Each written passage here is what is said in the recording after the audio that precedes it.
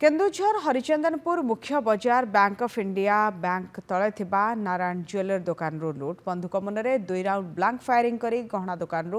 पाखापाखि 5 कोटी अधिक टंकार सुना अलंकार लुटि नेले दुर्बृत्त। आज संध्यारे 4 जण दुर्बृत्त 2टी बाइक रे आसी दुकान रे समस्त उपस्थित रे प्रथमे 2 राउंड फायरिंग करथिले परे दुकानी को आक्रमण करी लुटि नैथिले सुना पाखापाखि 5 कोटी अधिक टंकार सुना अलंकार लुट होइतिबा अभियोग होइछि। घटनास्थल में हरिचंदनपुर और घटगां पुलिस पहुंची तदंत जारी रखी।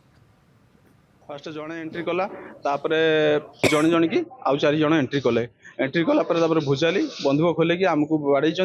बाड़ेला कहते सब जिनस बाहर कर एटी एटा अच्छी सेठी सेटा अच्छी सब जिनस बाहर कर आ चिल्लेबने मोबाइल सब साइलेंट कर रख आउे 7-8 मिनिट भितर सब जो जहाँ थिला सब से भी जानी जगह जिनस सब अच्छी तेणुक सब लुट नहीं मोट 3-4 जन पशि